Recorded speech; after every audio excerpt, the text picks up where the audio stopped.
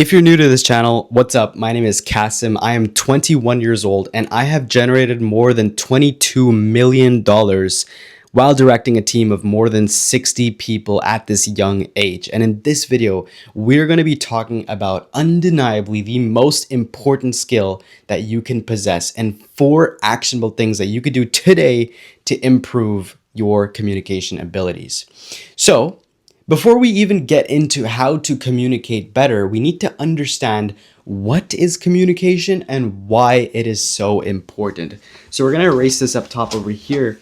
And to illustrate the concept of what communication is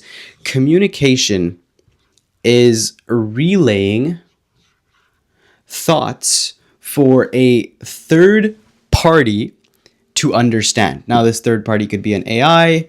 That's a horrible question mark. This third party could be a person. It doesn't matter. It is relaying thoughts to a third party for them to interpret.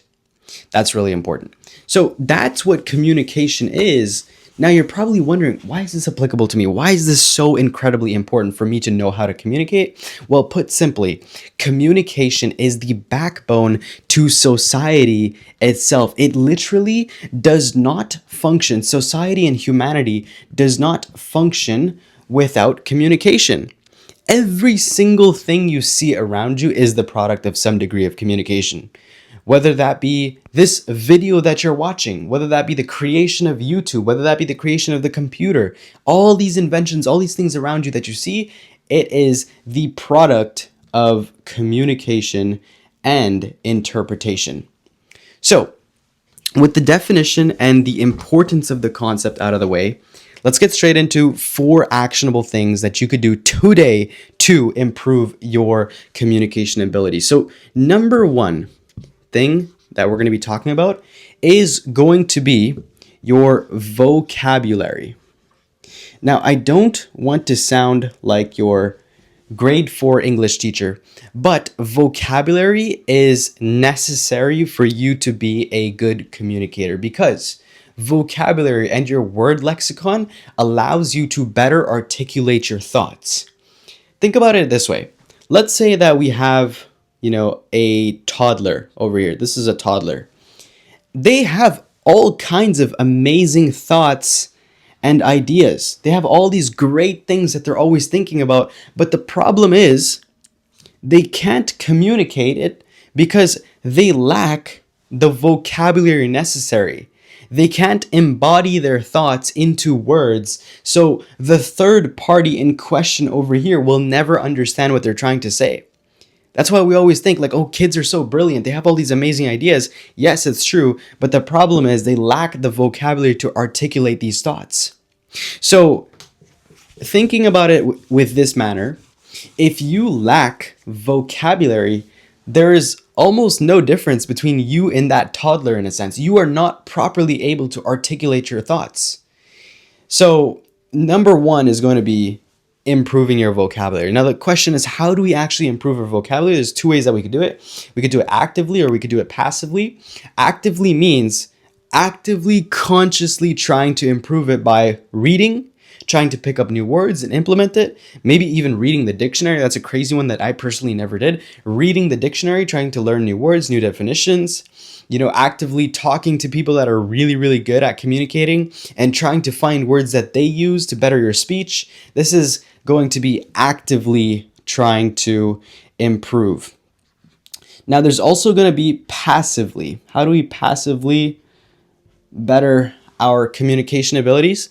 Well, what we're going to do is we're going to listen to podcasts of very high-level communicators in passing. While you're walking to school, maybe you're walking to work, maybe you're in the car, you're listening to a podcast, and you will actually subconsciously, like a magnet, pick up these words here and there and actually start to implement them into your speech. So point number 1 is going to be improving your vocabulary. Number 2, the second thing that we want to improve is going to be our body language. So there was a famous study done by Dr. Albert Mehrabian, and he was a professor when it came to communication. He was an expert. And he found that 55% 90% of human communication is interpreted and perceived through body language, not spoken word, not tonality, through your body language. So what does that tell us? That if we want to be effective communicators, we need to be good with our body language. We need to also understand that while your mind communicates to your body also communicates to your mind. If you ever see shy people in public, they're always closed off. They have their arms crossed. They have their neck hunched over. They're always in this almost fetal-like position. And what they're subconsciously signaling to themselves and to the world is that they're afraid. Because think about it, they're covering their most sensitive parts. They're covering all this because they're not comfortable in their environment. So what this body language is doing to them is it's actually signaling back to them in their mind that they're not comfortable in their environment. So it makes them speak in a different way. So you want to actually do the exact opposite and have open body language. Have a proper posture. Roll your shoulders back. Speak with your chest out. Speak with your chest. These are very, very important things. Use your hands. Articulate your thoughts. Body language is important. It is necessary for you to be a good communicator. So actionable steps that you could do is number one, fix your posture. Posture is incredibly important. Don't be hunched over. Don't ever cross your arms. Don't put your hands in your pockets. These are all things that are signaling back to your mind that you are not comfortable in your environment. So fix your posture. That is going to be step number one. Step number two is going to be a little bit more sporadic with your hand gestures. When you're moving your hands, it actually allows you to better articulate your thoughts as well. Earlier, we were speaking about vocabulary and how it allows you to articulate your thoughts. The second thing that you could do is actually use your hand movements. Very, very important. Let's go to point number three. This is going to be your volume. Volume is very important. You ever meet those people that they're just very shy? They just don't talk loud. You could barely even hear them. Going back to that original principle where it's like we're trying to relay our thoughts to a third party, those thoughts are never going to be relayed if they can't hear you in the first place. So volume is very important. We want to use volume as a tool.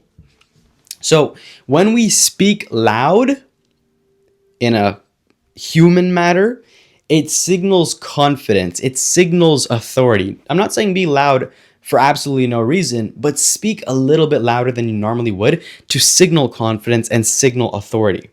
Now, you could also speak quietly, tactically, to get people to almost lean in and listen to you. Notice how now that I've lowered my volume, all of a sudden it becomes a little bit more interesting. That is the profound effects that your volume will actually have on your speech. So when you raise your volume, you sound a little bit more confident, authoritative.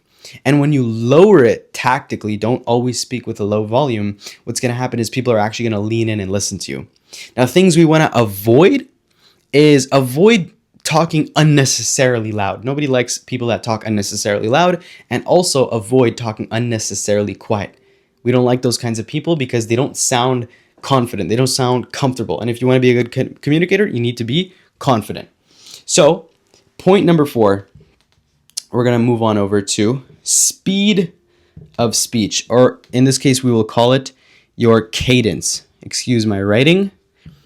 Cadence. Why is it so important? Because when you speak very quickly, almost too quickly, like I'm speaking right now, it almost sounds like you're not really comfortable in your own shoes. You're flustered, you're worried, you might even trip over your own words. Picture yourself in a high school corridor and somebody's just running around with their books, they're dropping them all over the place. That's what you sound like, or rather seem like, when you're speaking way too quickly. You sound flustered, you sound all over the place, you don't sound collected. And at the same time, when people speak way too slow, they don't actually sound intelligent. So you want to find the healthy balance, and you'll notice that that's key across all 4 of these points, is that you want to have a healthy balance. You don't want to speak too fast, you also don't want to speak too slow. You want to be able to tactically change your cadence. So when we speak quicker, when we speak fast, tactically, it allows us to build excitement. It allows us to build enthusiasm. Notice whenever storytellers, they start to get a little bit more exciting and sporadic, they also increase their volume as well. Now, when we want people to once again listen in, really make it seem like what we're talking about is incredibly important, then what we're going to do is we're actually going to slow it down, bring it down a couple notches. So with all those points being said, if you actively implement each one of these 4 points, improving your vocabulary by reading, listening to podcasts, if you fix your posture, you start to signal to your body that you're more confident, more comfortable in your environment, you change your volume, you want to sound more authoritative, you want to sound more comfortable, or you want people to really listen in. You also change your cadence if you want to build excitement, build enthusiasm, or you want to make it sound like what you're talking about is so incredibly important. These are all actionable things that you could do today to be a better communicator. Hope this was helpful, and I'm going to do more videos like this in the future, so I'll see you on the next one.